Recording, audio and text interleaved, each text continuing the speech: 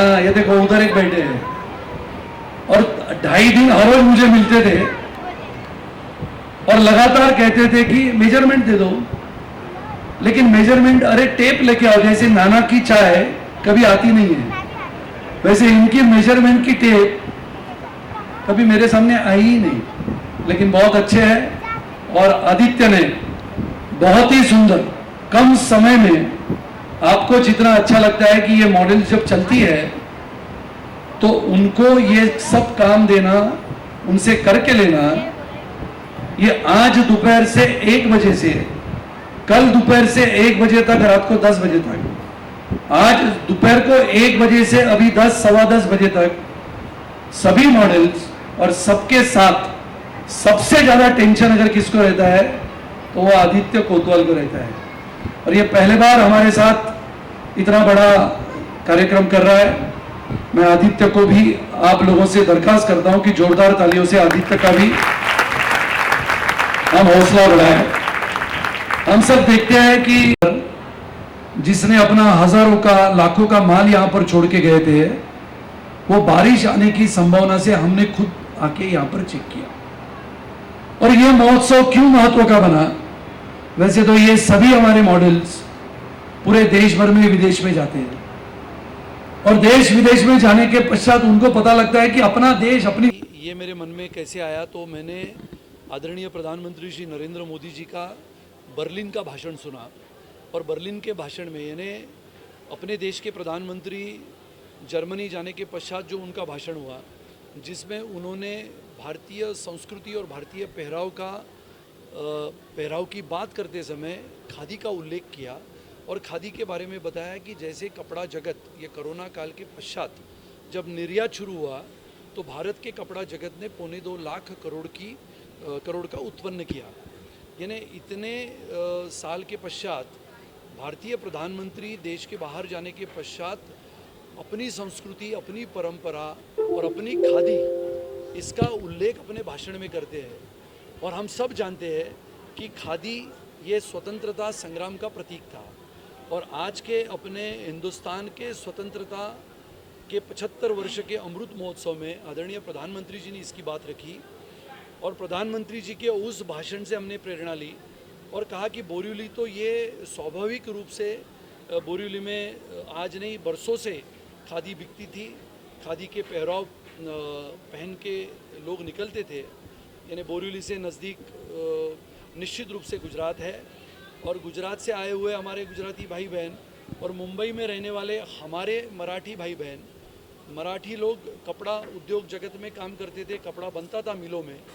और गुजराती भाई हमारे उस कपड़े को विश्व का व्यापार बनाते थे। ऐसा अनोखा संगम इस मुंबई ने देखा था। तो बोरीवली से नज़दीक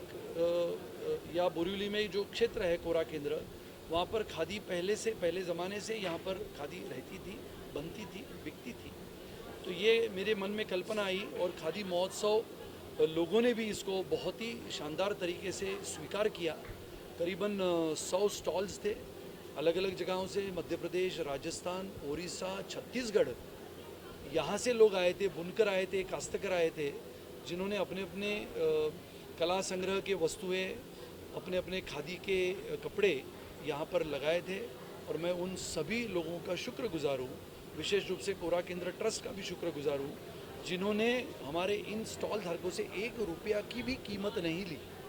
और ये अनोखा ऐसा खादी महोत्सव था। मुझे लगता है पुनः एक बार हम आदरणीय प्रधानमंत्री जी को धन्यवाद दें। सर, तो कहा जाए तो खबर एक ऐसी भी आ रही है कि आपका यह कार्यक्रम इतना हिट हो गया है कि केंद्र सरकार की तरफ से इस कार्यक्रम के सारे बजट को मंगाया गया। अच्छी बात है, क्योंकि जैसे मैंने कहा कि खादी का निश्चित रूप से प्रचार और प्रसार हो, खादी के माध्यम से हर कोई, जो आदरणीय प्रधानमंत्री जी की बात थी कि हर भारतीय के घर में, हर भारतीय के कपाट में एक खादी का कपड़ा हो, चाहे वो कुर्ता हो, शर्ट हो। अगर एक खादी का कपड़ा हम हमारे घर में रखते हैं तो विचार करो 120-140 करोड़ की जनता अगर ये तय कर लेती है तो हमारे महिला बचत गढ़ जो अलग अलग क्षेत्रों में, अलग अलग राज्यों में बुनकर के माध्यम से, काश्तकरों के माध्यम से ये कपड़ा बनाने का काम करते हैं, उनको कितना कारोबार का लाभ होगा और कितने लोगों को रोज़गार मिलेगा। इसके लिए निश्चित रूप से स्वदेशी अपनाओ जिसके साथ खादी का उपयोग हम सब ने करने की आवश्यकता है। ये खादी महोत्सव स्वदेशी के साथ साथ मेक इन इंडिया जिसका कार्यक्रम पूरे देश भर में चलता है, इसके लिए हमने इसका प्रचार और प्रसार किया। सुनील जी, फैशन से किस तरह से आप जुड़े? जिस तरह से आज हमने यहाँ पे रैंप वॉक देखा जिसमें खादी से बने हुए एक से एक डिज़ाइन हमें देखने को मिले और यहाँ पे फैशन डिज़ाइनर रहे, तो किस तरह से देखते हैं उनके फैशन और खादी में इतने सारे फैशन आज जो आपने इस स्टेज के माध्यम से लोगों के सामने पेश करवाया? आप सभी ने देखा होगा कि न बल्कि सिर्फ फैशन डिज़ाइनर्स तो लंबे समय तक फैशन इंडस्ट्री में रहते हैं। फैशन इंडस्ट्री कपड़े जगत को विश्व में लेके जाने का काम करता है। लेकिन आप सभी ने देखा होगा कि Atharva school of fashion and arts की नई पीढ़ी की लड़कियां जिन्होंने पिछले 15-20 दिनों से लगातार मेहनत करीबन 17 घंटे काम करते हुए इतने अच्छे अनोखे अंदाज में जिन पहरावों का निर्माण किया, जिन कपड़ों का निर्माण किया, तो ये आधुनिक पीढ़ी, आधुनिक भारत की आज की पीढ़ी भी खादी के ऊपर काम करना चाहती है। डिज़ाइनर्स ने भी बहुत अच्छा काम किया। खादी के साथ साथ जूट, कॉटन, लिनन और खादी सिल्क, इसको भी बहुत बड़ा मायना रखता है। और इसके लिए मुझे लगता है कि फैशन डिज़ाइनर्स ने बोरिवली में भी बहुत अच्छे अच्छे फैशन डिज़ाइनर्स हैं जिनका नाम पूरे विश्व में है। और उसके साथ साथ आधुनिक पीढ़ी के युवा पीढ़ी ने भी इसको हाथ में लेते हुए अच्छा काम किया है, ऐसा मैं मानता हूँ। सर मराठी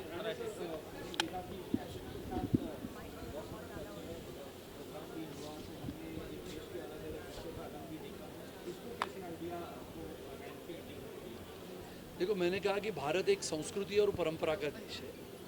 और अपनी संस्कृति परंपरा जिसको सैकड़ों वर्ष हो चुके हैं, fashion for nation and khadi for nation, यानी ये अगर आप कैसे भी जोड़ के देखो तो कपड़ा अगर अच्छा बनता है तो आखिर में कोई भी दुकान में कपड़ा बाहर हम लगा के दिखाते हैं कि ये कपड़ा बना हुआ है। और इसके लिए ये फैशन के माध्यम से जिन जिन डिज़ाइनरों ने, जिन जिन लोगों ने इस कपड़े को बनाया है, वो कपड़ा लोगों के सामने पुरुष और स्त्री परिधान करते हुए लोगों के सामने आते हैं, तो ये पूरे विश्व के सामने चला जाता है। और इसके लिए ये कपड़े बनाने वाले से लेके, कपड़ा बनाने वाले से लेके, कपड़े को बनाने वाले तक, और कपड़े पहनने वालों से लेके कपड़े को देखने वाले तक,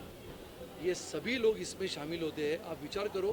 कितने लोगों को पिछले 2.5 दिनों में रोज़गार मिला है। और ये पूरे बोरिवली में जैसे कि एक ट्रेड सेंटर खुला है, ऐसा माहौल पूरा बोरिवली में है। और निश्चित रूप से आने वाले समय में बोरिवली को हम एक बढ़िया खादी के माध्यम से, हाथमाग के माध्यम से, हस्तकला के माध्यम से एक बढ़िया ट्रेड सेंटर, जिसको बोरिवली लोग जानेंगे, जानते हैं,